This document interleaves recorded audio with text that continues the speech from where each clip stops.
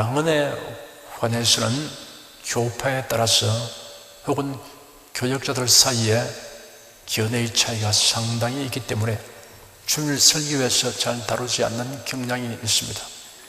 이러한 경향에 대해서는 고린도전서 14장을 자세히 살펴보면 확실한 판단을 할 수 있습니다. 방언은 무시해도 좋은 은사가 아니며 성도들이 사모하고 구해야 하는 은사라는 사실입니다. 더욱이 고린도전서 14장은 온통 방언에 관하여 다루고 있습니다. 이를 볼 때 방언에 관하여 설교하기를 더 많이 하거나 깊이 하는 것은 바람직하지 않다는 결론을 얻게 됩니다. 성령의 은사들은 성령의 나타나심으로 말미암는 것입니다. 고린도전서 12장 7절에 각 사람에게 성령의 나타남을 주심은 유익하게 하려 하심이라 하였습니다. 방언 말하는 것은 성도들의 신앙생활에 많은 유익이 있습니다. 교회는 새로운 신자들이 계속 늘어나고 있기 때문에 방언에 관해서도 가끔 설교하는 것이 필요합니다. 그러므로 오늘은 방언에 관하여 자세히 말씀하여 드리겠습니다. 신약 성경에서 방언에 관하여 먼저 기록되는 곳은 마가복음 16장입니다. 부활하신 예수께서 승천하시기 전에 제 아들에게 말씀하시기를 너희는 온 천하에 다니며 만민에게 복음을 전파하라. 믿고 세례를 받는 사람은 구원을 얻을 것이요 믿지 않는 사람은 정죄를 받으리라. 믿는 자들에게는 이런 표적이 따르니 곧 저희가 내 이름으로 귀신을 쫓아내며 새 방언을 말하며 라고 하였습니다. 이 약속의 말씀은 현재형으로 되어 있습니다. 이러한 표적이 앞으로 항상 현재적으로 있게 될 것을 의미하는 것입니다. 사도행전 1장에는 기록되기를 사도와 같이 모이사 저에게 분부하여 가라사대 예루살렘을 떠나지 말고 내게 들은 바 아버지의 약속하신 것을 기다리라. 요한은 물로 세례를 베풀었으나 너희는 몇 날이 못되어 성령으로 세례를 받으리라 하시느니라 하였습니다. 성령의 임하심과 방언에 대한 예수님의 말씀이 약속대로 이루어지는 장면들이 사도행전에 기록되어 있습니다. 다양한 사람들이 다양한 시간과 장소와 상황에서 성령으로 세례를 받았으며 방언을 말하였습니다. 먼저 사도행전에서 신자들이 성령 받는 장면들을 살펴보겠습니다. 모두 5번 기록되어 있습니다. 지금 살펴보게 되는 5 장면은 성령 세례나 방언에 관하여 설교할 때 빼놓을 수 없는 부분이기 때문에 새신자가 아니면 매우 익숙한 내용들입니다. 그러므로 이러한 분들은 마음으로 그 장면을 더 자세하게 그려볼 수 있을 것입니다. 첫 번째 장면은 사도행전 2장에 있습니다.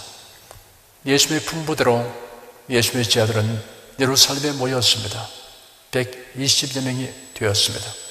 그들은 예수께서 약속하신 성령 강림을 기다리며 한 마음으로 기도에 전념했습니다. 이렇게 모여 기도한 지 열흘이 되었습니다. 그 날은 오순절 날이었습니다. 이날 그 집에 모인 사람들에게 성령이 임하셨습니다. 그들은 급하고 강한 바람 같은 소리를 들을 수 있었고 불의 혀같이 갈라지는 것을 볼 수 있었으며 그리고 자신들의 의지에 의해서가 아니라 성령이 말하게 하심을 따라 다른 방언을 말했습니다. 두 번째 장면은 사도행전 8장에 있습니다. 빌립 집사는 사마리아로 가서 복음을 전했습니다. 사마리아 사람들이 마음을 열고 복음을 받아들였습니다. 그러자 병든 자들이 고침받고 귀신이 쫓겨났습니다. 그 성읍에 큰 기쁨이 있었습니다. 복음을 믿은 수많은 남녀들이 물세례를 받았습니다. 마술사 시몬이 그곳에 살고 있었는데 그도 복음을 믿고 세례를 받았습니다. 그가 전심으로 빌립을 따라다니면서 그 일어나는 표적들과 큰 기적들을 보고 놀랐습니다. 예루살렘에 있는 사도들은 사마리아 사람들이 하나님의 말씀을 받아들였다는 소식을 듣고 베드로와 요한을 그곳으로 보냈습니다. 그들이 내려간 목적은 복음을 믿고 세례받은 사마리아 신자들이 성령을 받도록 하기 위한 것입니다. 두 사도가 사마리아 신자들을 위해 안수하니 그들이 성령을 받았습니다. 사도들이 안수로 성령이 임하는 것을 본 마술사 시몬이 사도들에게 돈을 주면서 말하기를 내게도 이 권능을 주어 내가 누구에게든지 안수하면 그가 성령을 받게 해 주십시오 하였습니다. 그러자 베드로가 그를 사정없이 무섭게 책망하였습니다. 베드로와 요한이 와서 성령 받기 위한 성회를 열기 전에 빌립 집사의 복음 전파를 통해 병든 자들이 고침받고 귀신이 쫓겨났습니다. 그 성읍에 큰 기쁨이 있었습니다. 복음을 믿은 수많은 남녀들이 물세를 받았습니다. 마술사 시몬은 전심으로 빌립을 따라다니면서 그 일어난 표적들과 큰 기적들을 보고 놀랐습니다. 그러나 그 능력을 돈 주고 사려는 마음을 갖지는 않았습니다. 그런데 베드로와 요한이 신자들에게 안수하니 성령 받는 것을 보고 마술사 시몬이 그 능력을 돈 주고 사려고 했습니다. 이런 사실을 감안할 때 그를 매료시킨 표적은 방언일 것으로 추리됩니다. 세 번째 장면은 사도행전 9장에 있습니다. 바울은 다메섹에 있는 교회를 진멸하고 그리스도인들을 예루살렘으로 잡아오기 위해 가던 도중에 강렬한 빛 가운데 나타나신 예수들을 만나게 되었습니다. 바울은 그 빛으로 인하여 시력을 잃었습니다. 그 자리에서 바울은 예수를 주님으로 영접하였습니다. 그리고 주님의 지시를 받고 다메섹으로 들어갔습니다. 다메섹에 아나니아라고 하는 신자가 있었습니다. 그가 환상을 본 후 바울이 묵고 있는 집으로 찾아가서 바울에게 안수하면서 말하기를 네가 오던 길에 네게 나타나신 주 예수께서 나를 보내셨으니 이는 네가 다시 보게 되고 성령으로 충만하도록 하시려는 것이다 하였습니다.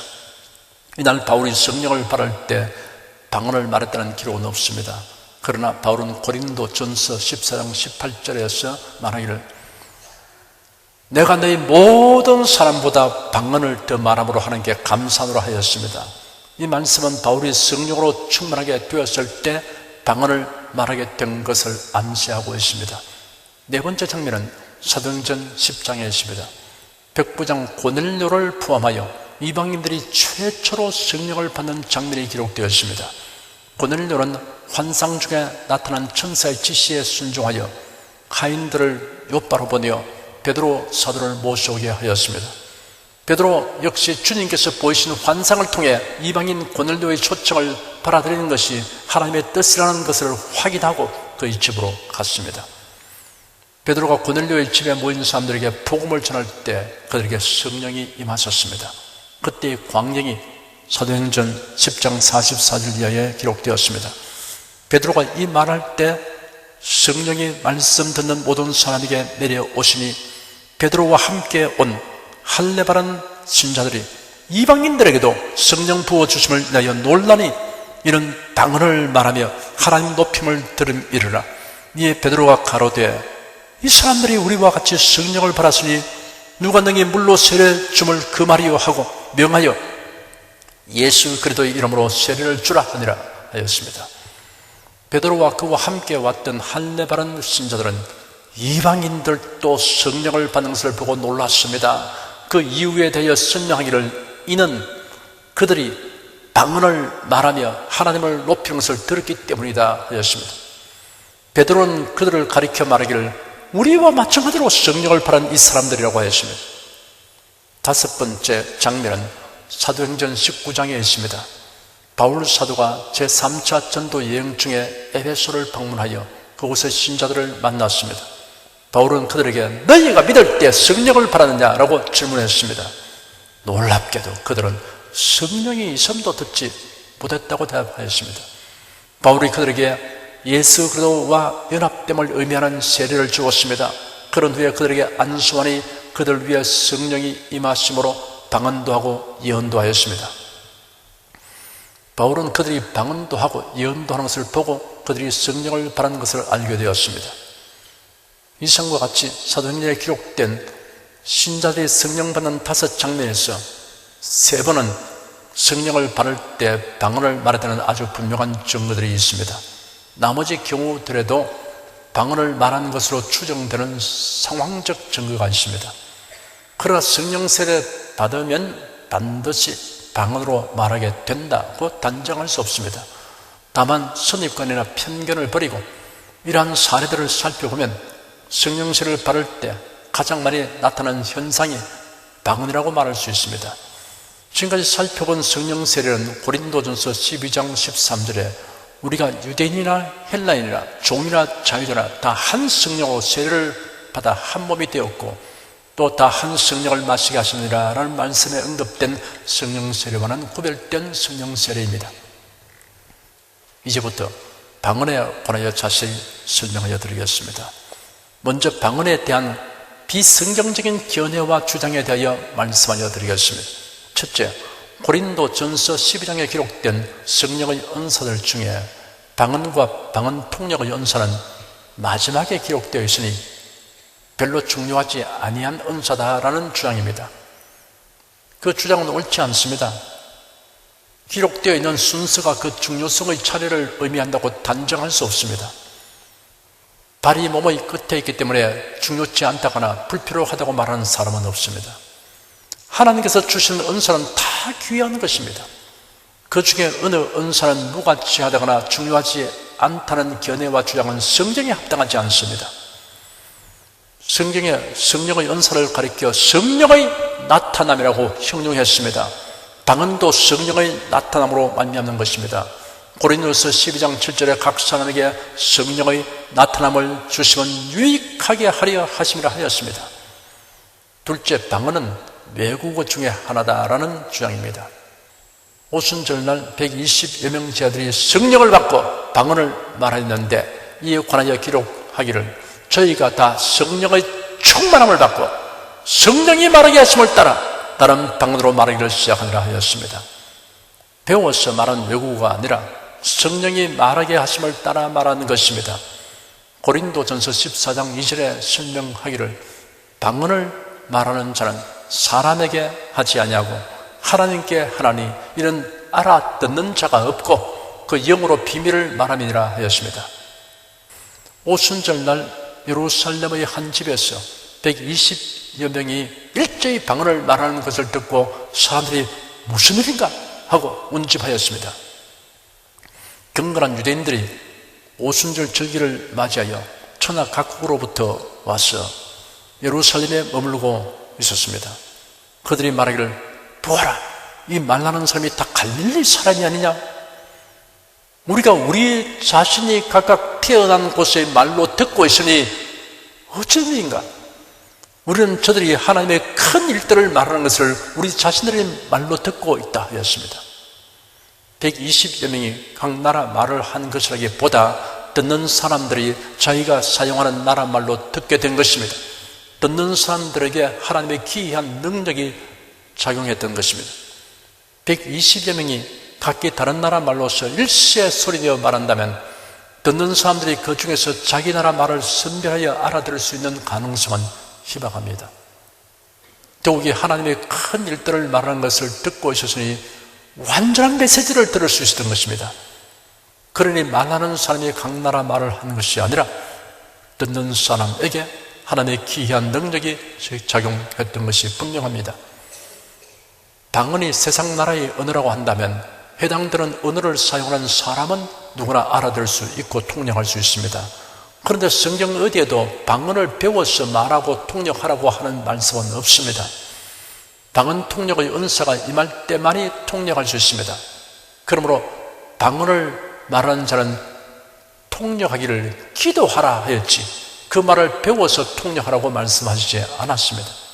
셋째, 방언은 같은 낱말을 의미 없이 반복하는 것에 불과하다는 주장입니다. 이런 주장은 옳지 않습니다. 그 다음으로는 방언으로 말하면 어떤 유익들이 있는가를 말씀하여 드리겠습니다. 첫째, 방언은 하나님과 영적으로 깊은 교통을 할 수 있게 하여 줍니다. 고린도전서 14장 2절에 기록되기를 방언을 말하는 자는 사람에게 하지 아니하고 하나님께 하나니 이는 알아듣는 자가 없고 그 영으로 비밀을 말함이라 하였습니다. 방언은 인간의 영이 성령의 직접적인 영향 아래 놓여서 발생하게 되는데 그 말의 의미는 다른 사람뿐 아니라 방언하는 자신도 모릅니다. 그러나 방언을 말하는 자는 그 영으로 하나님께 비밀을 말하게 됩니다. 비밀을 말한다는 것은 하나님과 은밀하고 깊은 교통을 하게 됨을 의미합니다. 둘째, 방언을 말하는 사람의 신앙을 향상시켜줍니다. 고린도전서 14장 4절에 기록되기를 방언을 말하는 자는 자기의 덕을 세운다고 하였습니다. 덕을 세운다는 낱말의 원어는 벽돌을 한 장 한 장 쌓아 올려서 집을 짓는 것을 의미하고 있습니다.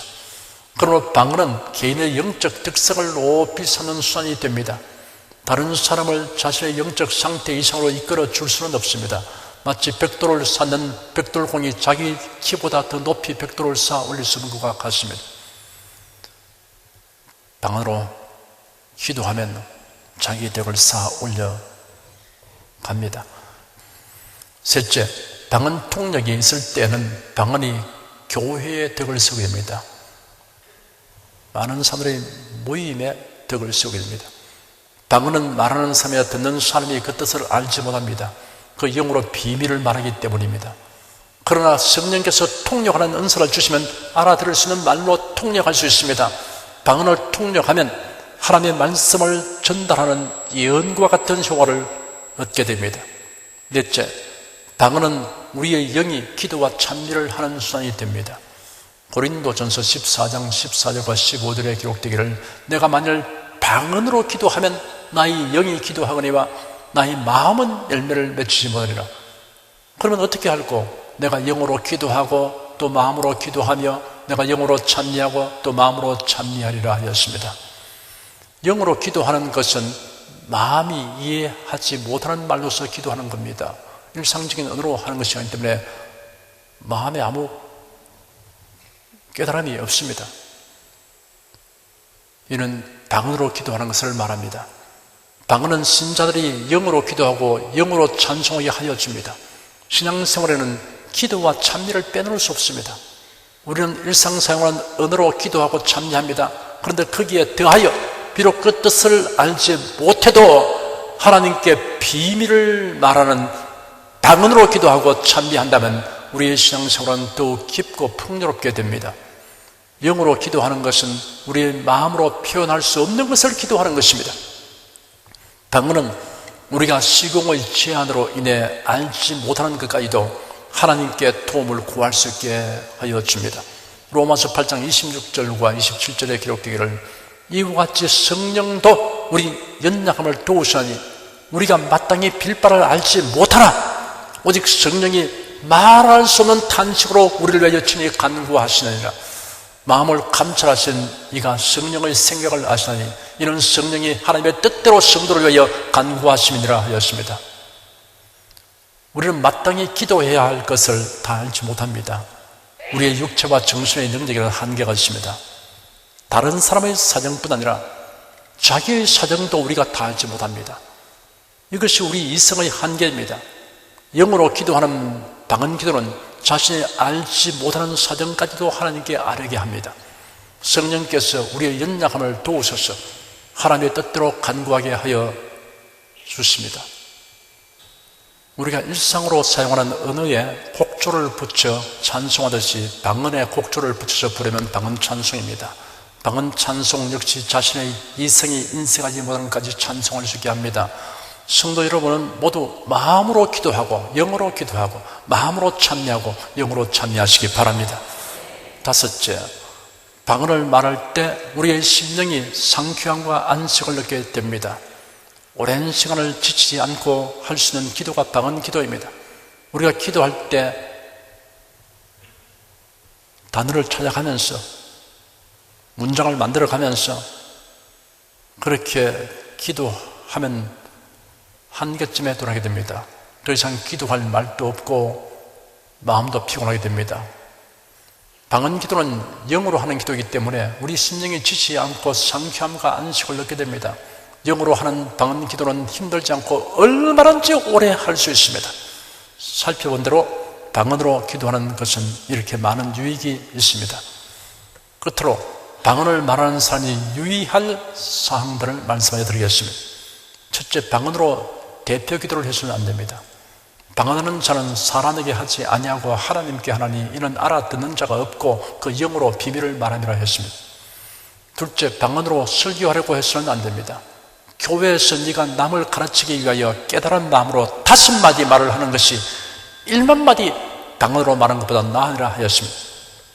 교회에서란 말은 회중들 앞에서 말씀을 전하는 사람이 성경을 깨달은 이야기를 조금 하는 것이 낫지. 그래서 방언으로만 해버리면 아무 유익이 없습니다. 고린도 교회는 성령의 은사가 충만한 교회였습니다. 그러나 은사를 사용하는 데 있어서는 지식이 부족하였습니다. 독이 방언과 예언에 있어 그러하였습니다. 고린도 교회 신자들은 성령세를 받게 되고 방언의 은사도 받게 되어서 방언으로 기도하고 방언으로 찬면이 매우 기쁘고 신기하였을 것입니다. 그래서 회중을 대표하여 기도하는 사람도 방언으로 기도하고 설교자도 방언으로 말하는 상황이 벌어진 것을 생각해 보십시오. 교회에 처음 나온 사람들은 알아들을 수 없는 기도와 설교를 하는 교인들을 보고 전부 미친 사람들이 아닌가 하는 오해를 하게 될 것입니다. 셋째, 방언 기도와 방언 찬송은 때와 장소를 가려서 적당하게 적절하게 해야 합니다. 모두 크게 소리내어 기도하거나 모두 방언 기도를 하는 경우에는 신경 쓸 것 없지만 다른 사람들이 묵상 기도하고 있는 곳에서 소리를 높여 방언으로 기도하는 것은 적절하지 않습니다. 그리고 유별나게 큰 소리로 방언 기도를 하는 것도 적절하지 않습니다.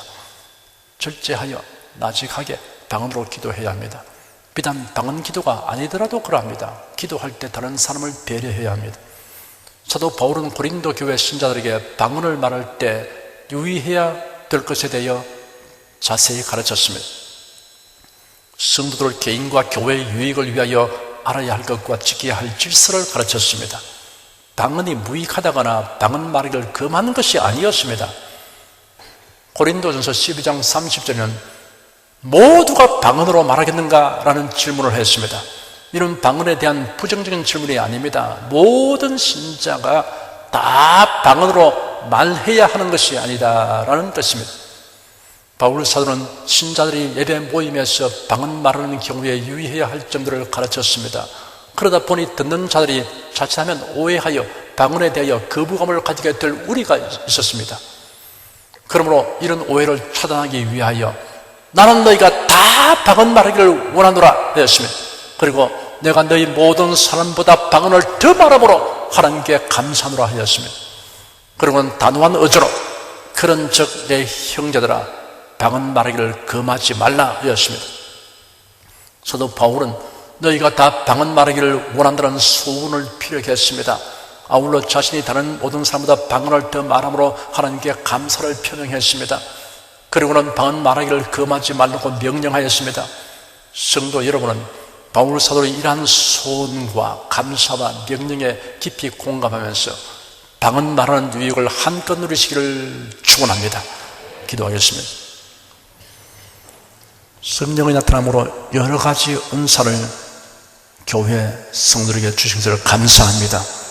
그 중에 방언의 은사도 주셔서 우리가 연약해서 우리 사정을 또 다른 사람의 사정을 다 모르는 중에서도 이를 위해서 기도할 수 있도록 신비로운 영의 기도를 하게 하여 주시니 감사합니다.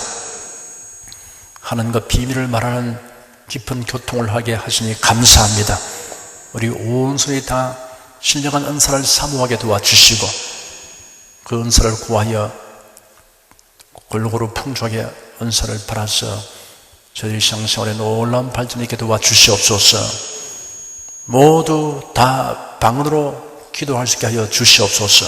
예수 그리스도의 이름으로 기도드립니다. 아멘.